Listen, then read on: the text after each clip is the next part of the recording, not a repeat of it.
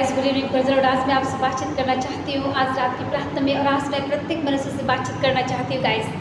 मैं प्रत्येक लोगों से बातचीत करना चाहती हूँ कि जितने लोगों का प्रेयर लाइफ पे कम हो गया है, मैं आप लोगों को बता दूँ कि जब आप विश्वास और संगति के हाथ में देकर आगे बढ़ना आपको चाहिए गाइस। आपको हाथों से हाथ मिलाकर जो है लोगों के साथ में आपको आगे बढ़ने की ज़रूरत है गाइस। लेकिन आज रात की प्रार्थना मैं अक्सर करना चाहती हूँ, जब हम विश्वास से भरपूर हो जाते हैं तो तब हम परमेश्वर के साथ में चलने लगते हैं और परमेश्वर जो है हमारी ज़िंदगी में कार्य करने लगते हैं गाइस। लेकिन जब आप परमेश्वर से दूर हो जाते हैं तो परमेश्वर की आत्मा आप में कार्य नहीं करती गाइस।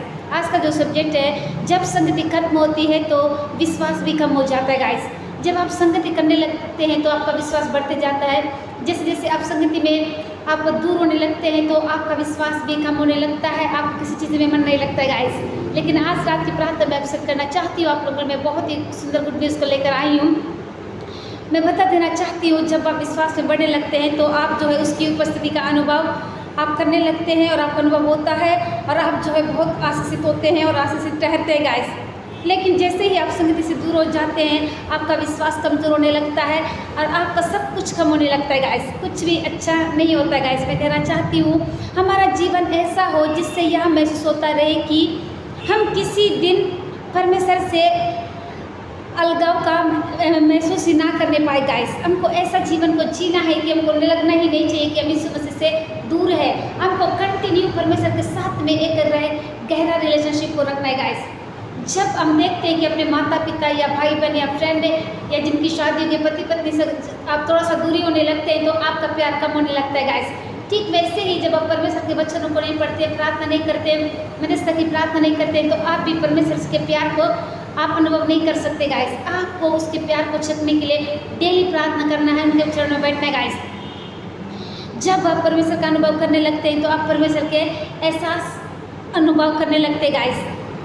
जब आप परमेश्वर से दूरी बना लेते हैं तो आप थोड़ा सा अलगाव महसूस करने लगते हैं। लेकिन आज रात की प्रार्थना में मैं आप लोगों से करना चाहती हूँ, क्या कहता है परमेश्वर का बहुत ही प्यारा खूबसूरत वचन है गाइस।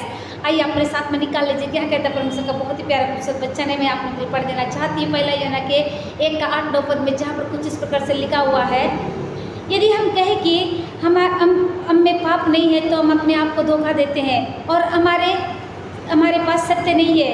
यदि हम अपने आप को मान ले तो वह हमारे पापों को क्षमा कर देता है, आमीन, और हमें सब अधर्म से शुद्ध करके विश्वास में हमें बढ़ाता है और विश्वास योग्य और धर्मी ठहरता है गाइस। हम लोग को ठहराता है, आमीन गाइस। यहाँ पर परमेश्वर का वचन बहुत ही खूबसूरत तरीके से आज की रात की प्रार्थना में आपसे बातचीत कर रहे हैं। क्या कहते हैं यीशु मसीह, यदि आप पाप को मान लेते हैं और जब मान लेते हैं तो परमेश्वर आपके पापों को क्षमा करते हैं और आपको जो है अधर्म से और शुद्ध करेगा आपको गाइस। परमेश्वर आपको शुद्ध करेगा और आपको विश्वास योग्य और धर्मी ठहराएगा।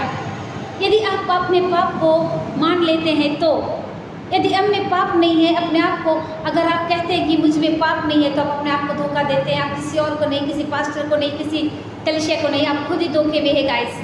अगर आपने पाप किया तो आपको स्वीकार करना है कि मैंने पाप किया। पाप कई प्रकार के पाप होते हैं गाइस। झूठ बोलना पाप है, चोरी करना पाप है, किसी के विरुद्ध में बोलना पाप है, अनेक प्रकार के पाप है। पाप बहुत सारे पाप होते हैं।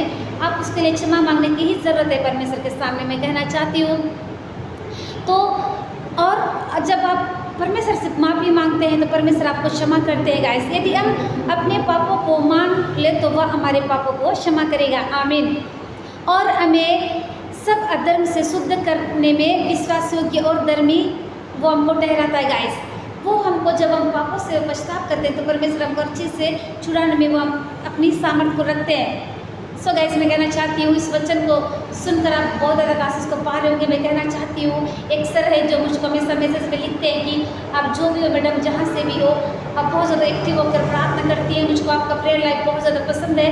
मैं भी आपके साथ संगति करना चाहता हूँ। ऐसा करके वो जो मेरे साथ संगति करते हैं गाइस, केवल मैसेज के द्वारा, मैं कोई कॉल से बातचीत नहीं करती। मेरे पास इतना टाइम नहीं रहता कि मैं लोगों से बात करते रहूँ गाइस।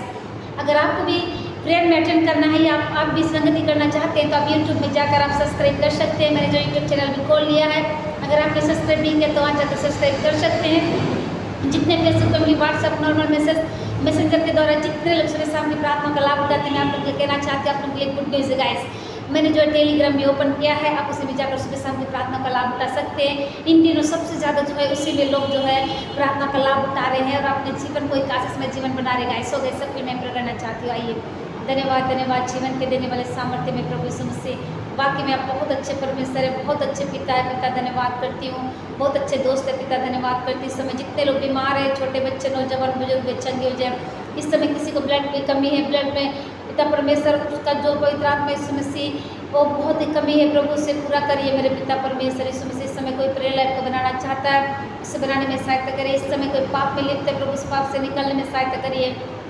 धन्यवाद करती पिता, इस देश को चलाने वाले मालिक आपको मैं धन्यवाद करती हूँ। आज की सुबह में पिता आपके 10 लोग जहाँ के सेवा के लिए जाते हैं उनका आने जाने के लिए सहायता मदद करिए।